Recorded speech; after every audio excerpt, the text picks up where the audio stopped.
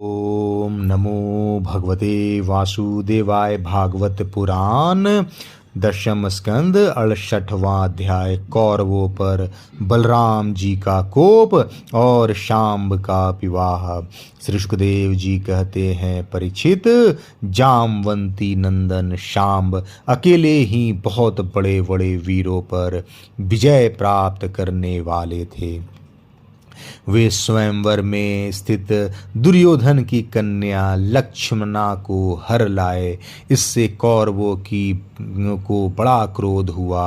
वे बोले, यह बालक बहुत ढीठ है, देखो तो सही, इसने हम लोगों को नीचा दिखाकर बलपूर्वक हमारी कन्या का अपहरण कर लिया। वह तो इसे चाहती भी न थी। अतः इस ढीठ को पकड़कर बांध लो। यदि यदुवंशी लोग रुष्ट भी होंगे तो भी वे हमारा क्या बिगाड़ लेंगे। वे लोग हमारी ही कृपा से, हमारी ही दी हुई धन्य धान्य से परिपूर्ण पृथ्वी का उपभोग कर रहे हैं। यदि वे लोग अपने इस लड़के के बंदी होने का समाचार सुनकर यहाँ आएंगे तो हम लोग उनका सारा घमंड चूर चूर कर देंगे और उन लोगों के मिजाज वैसे ही ठंडे हो जाएंगे जैसे संयमी पुरुष के द्वारा प्राणायाम आदि उपायों से वश में की हुई इंद्रियां। ऐसा विचार करके कर्ण, शल, भूरिशर्वा, यज्ञकेतु और दुर्योधन आदि वीरों ने कुरुवंश के बड़े बूढ़ों की अनुमति ली तथा सांब को पकड़ लेने की तैयारी की। जब महारथी सांब ने देखा कि धृतराष्ट्र के पुत्र मेरा पीछा कर रहे हैं, तब वे एक सुंदर धनुष चढ़ाकर सिंह के समान अकेले ही रणभूमि में डट गए। इधर कर्ण को मुखिया बनाकर कौरव वीर धनुष चढ़ाए हुए सांब के पास आ पहुँचे और क्रोध में भरकर उनको पकड़ लेने की इच्छा से खड़ा रह इस प्रकार ललकारते हुए बाणों की वर्षा करने लगे। परीक्षित, यदुनंदन शाम्ब अत्यंत ऐश्वर्यशाली भगवान श्री कृष्ण के पुत्र थे। कौरवों की प्रहार से वे उन पर चिढ़ गए, जैसे सिंह तुच्छ हरिणों का पराक्रम देखकर चिढ़ जाता है। शाम ने अपने सुंदर धनुष का टंकार करके कर्ण आदि 6 वीरों पर, जो अलग अलग 6 रथों पर सवार थे, 6 बाणों से एक साथ अलग अलग प्रहार किया।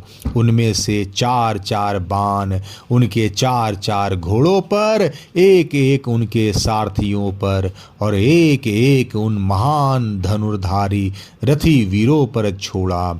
सांब के इस अद्भुत हस्त लाघव को देखकर विपक्षी वीर भी मुक्त कंठ से उनकी प्रशंसा करने लगे।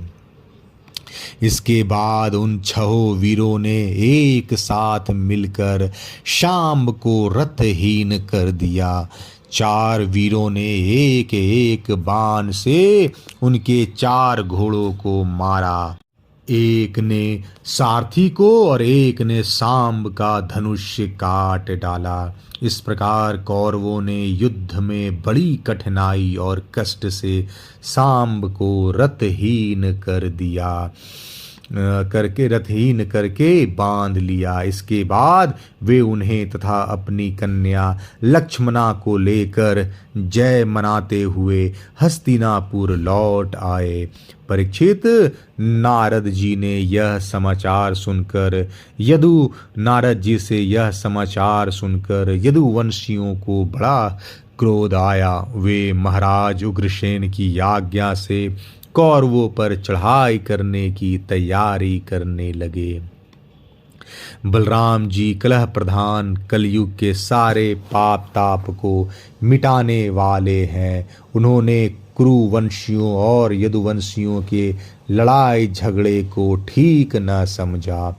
यद्यपि यदुवंशी अपनी तैयारी पूरी कर चुके थे, फिर भी उन्होंने उन्हें शांत कर दिया और स्वयं सूर्य के समान तेजस्वी रथ पर सवार होकर हस्तिनापुर गए।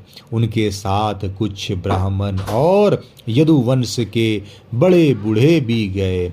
उनके बीच में बलराम जी की ऐसी शोभा हो रही थी मानो चंद्रमा ग्रहों से घिरे हुए हों।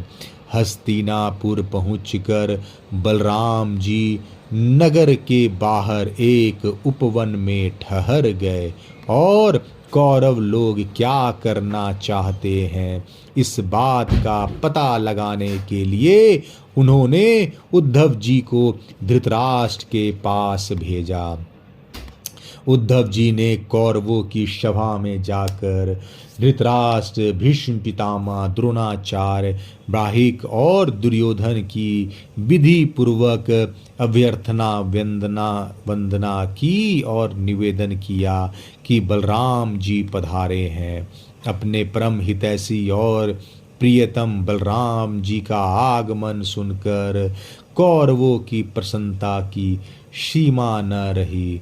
वे उद्धव जी का विधि पूर्वक सत्कार करके अपने हाथों में मांगलिक सामग्री लेकर बलराम जी की अगवानी करने चले। फिर अपनी अपनी अवस्था और संबंध के अनुसार सब लोग बलराम जी से मिले तथा उनके सत्कार के लिए उन्हें गौ अर्पण की एवं अर्घ्य प्रदान किया। उनमें जो लोग भगवान बलराम जी का प्रभाव जानते थे उन्होंने सिर झुकाकर उन्हें प्रणाम किया। तदंतर उन लोगों ने परस्पर एक दूसरे का कुशल मंगल पूछा और यह सुनकर कि सब भाई बंधु सकुशल हैं, बलराम जी ने बड़ी धीरता और गंभीरता के साथ यह बात कही।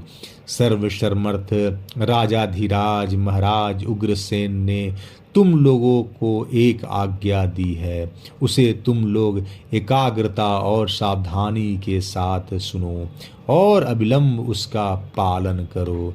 उग्रसेन जी ने कहा है कि हम जानते हैं कि तुम लोगों ने कईयों ने मिलकर अधर्म से अकेले धर्मात्मा शांब को हरा दिया और बंदी कर लिया है। यह सब हम इसलिए सह लेते हैं कि हम संबंधियों में परस्पर फूट ना पड़े, एकता बनी रहे। अतः अब झगड़ा मत बढ़ाओ, सांब को उसकी नववधू के साथ हमारे पास भेज दो। परीक्षित, बलराम जी की वाणी वीरता, शूरता और बल पौरुष के उत्कर्ष से परिपूर्ण और उनकी शक्ति के अनुरूप थी। यह बात सुनकर कुरुवंशी क्रोध से तिल मिला उठे। वे कहने लगे, अहो, यह तो बड़े आश्चर्य की बात है। सचमुच काल की चाल को कोई टाल नहीं सकता। तभी तो आज पैरों की जूती उस सिर पर चढ़ना चाहती है जो श्रेष्ठ मुकुट से सुशोभित है। इन यदुवंशियों के साथ किस प्रकार हम लोगों ने विवाह संबंध कर लिया। ये हमारे साथ सोने बैठने और एक पंक्ति में खाने लगे। हम लोगों ने ही इन्हें राज सिंहासन देकर राजा बनाया और अपने बराबर बना लिया। ये यदुवंशी चंवर, पंखा, शंख, श्वेत छत्र, मुकुट, राज सिंहासन और राजोचित शैया का उपभोग इसलिए कर रहे हैं कि हमने जानबूझकर इस विषय में उपेक्षा कर रखी है। बस बस अब हो चुका। यदुवंशियों के पास अब राज चिन्ह रहने की आवश्यकता नहीं। उन्हें उनसे छीन लेना चाहिए। जैसे सांप को दूध पिलाना पिलाने वाले के लिए घातक है, वैसे ही हमारे दिए हुए राज चिन्हों को लेकर ये यदुवंशी हमसे ही विपरीत हो रहे हैं। देखो तो भला, हमारे ही कृपा प्रसाद से तो इनकी बढ़ती हुई और अब ये निर्लज होकर हम ही पर हुक्म चलाने चले हैं। शोक है, जैसे सिंह का ग्रास कभी भेड़ा नहीं छीन सकता, वैसे ही यदि भीष्म, द्रोण, अर्जुन आदि कौरव वीर जानबूझकर न छोड़ दे, न दे दे, तो स्वयं इन देवराज इंद्र भी किसी वस्तु का उपभोग कैसे कर सकते हैं। श्री सुखदेव जी कहते हैं, परीक्षित, कुरुवंशी अपनी कुलीनता, बांधवों, परिवार वाले भीष्मादि के बल और धन संपत्ति के घमंड में चूर हो रहे थे। उन्होंने साधारण शिष्टाचार की भी परवाह नहीं की और भगवान बलराम जी को इस प्रकार दुर्वचन कहकर हस्तिनापुर लौट गए। बलराम जी ने कौरवों की दुष्टता अशिष्टता देखी और उनके दुर्वचन भी सुने। अब उनका चेहरा क्रोध से तमतमा उठा। उस समय उनकी ओर देखा तक नहीं जाता था। वे बार बार जोर जोर से हंसकर कहने लगे, सच है, जिन दुष्टों को अपनी कुलीनता, बल, पौरुष और धन का घमंड हो जाता है, वे शांति नहीं चाहते। उनको दमन करने का, रास्ते पर लाने का उपाय समझाना बुझाना नहीं, बल्कि दंड देना है। ठीक वैसे ही जैसे पशुओं को ठीक करने के लिए डंडे का प्रयोग आवश्यक होता है, भला देखो तो सही, सारे यदुवंशी और श्री कृष्ण भी क्रोध से भरकर लड़ाई के लिए तैयार हो रहे थे। मैं उन्हें शनह शनह समझा बुझाकर इन लोगों को शांत करने के लिए, सुलह करने के लिए यहाँ आया, फिर भी ये मूर्ख ऐसी दुष्टता कर रहे हैं। इन्हें शांति प्यारी नहीं, कलह प्यारा है। ये इतने घमंडी हो रहे हैं कि बार बार मेरा तिरस्कार करके गालियां बक गए हैं। ठीक है भाई, ठीक है, पृथ्वी के राजाओं की तो बात ही क्या, त्रिलोकी के स्वामी इंद्र आदि लोकपाल जिनकी आज्ञा का पालन करते हैं, वे उग्रसेन राजाधिराज नहीं हैं। वे तो केवल भोज, वृष्णि और अंधक वंशी यादवों के स्वामी हैं। क्यों?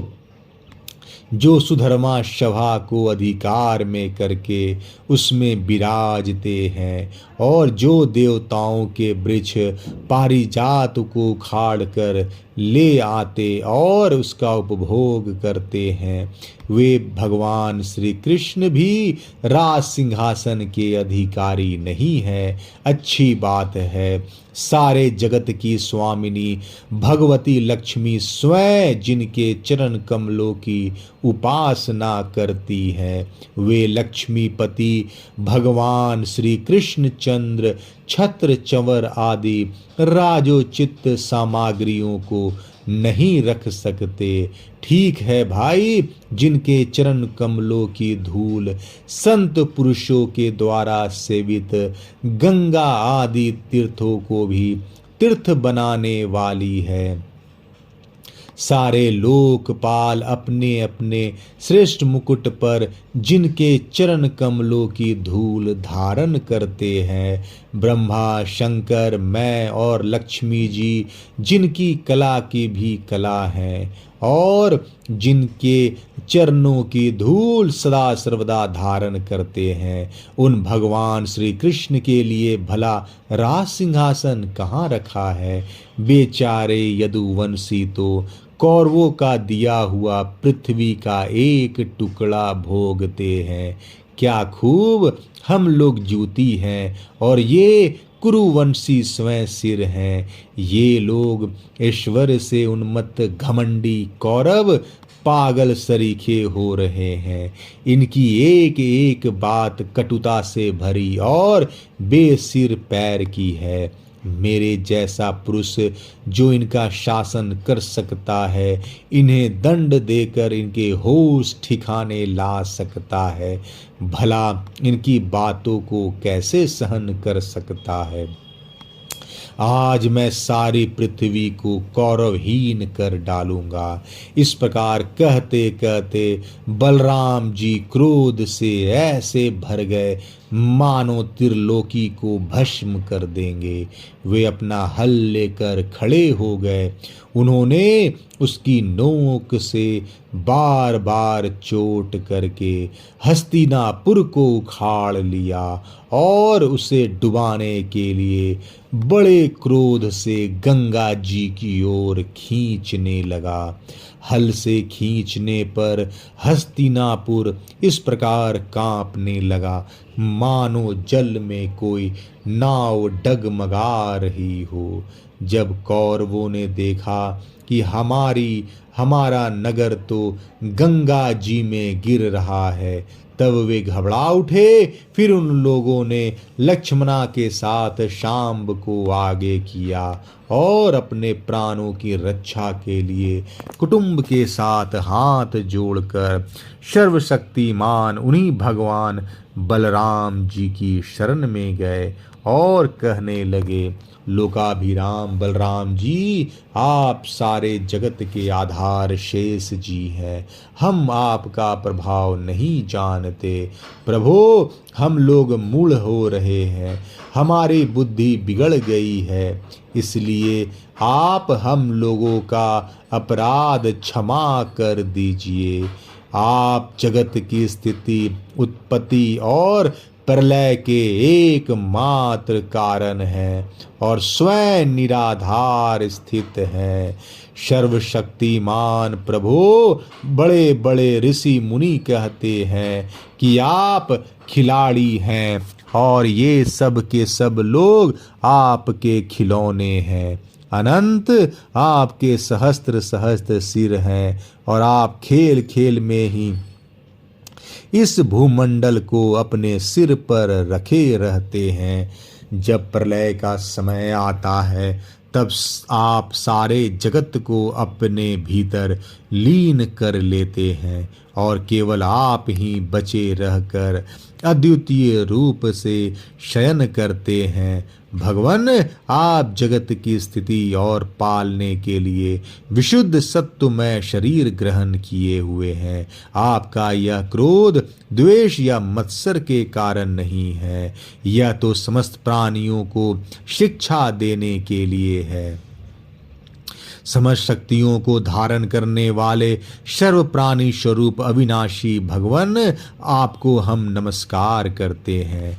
समस्त विश्व के रचयिता देव, हम आपको बार बार नमस्कार करते हैं।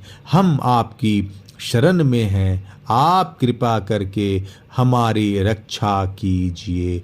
श्री सुखदेव जी कहते हैं, परीक्षित, कौरवों का नगर डगमगा रहा था और वे अत्यंत घबराहट में पड़े हुए थे। जब सब के सब कुरुवंशी इस प्रकार भगवान बलराम जी की शरण में आए और उनकी स्तुति प्रार्थना की, तब वे प्रसन्न हो गए और डरो मत ऐसा कहकर उन्हें अभय दान दिया। परीक्षित, दुर्योधन अपनी पुत्री लक्ष्मणा से बड़ा प्रेम करता था। उसने दहेज में 60 वर्ष के 1200 हाथी, 10,000 घोड़े, सूर्य के समान चमकते हुए सोने के 6,000 रथ और सोने के हार पहनी हुई 1,000 दासियां दी। यदुवंश शिरोमणि भगवान बलराम जी ने यह सब दहेज स्वीकार किया और 9 दंपति लक्ष्मणा तथा शांब के साथ कौरवों का अभिनंदन स्वीकार करके द्वारिका की यात्रा की। अब बलराम जी द्वारकापुरी में पहुँचे और अपने प्रेमी तथा समाचार जानने के लिए उत्सुक बंधु बांधवों से मिले।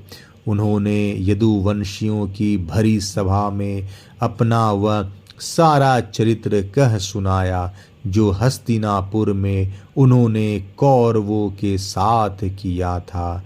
परीक्षित, यह हस्तिनापुर आज भी दक्षिण की ओर ऊंचा और गंगा जी की ओर कुछ झुका हुआ है और इस प्रकार यह भगवान बलराम जी के पराक्रम की सूचना दे रहा है। 8वां अध्याय समाप्त। जय श्री कृष्ण।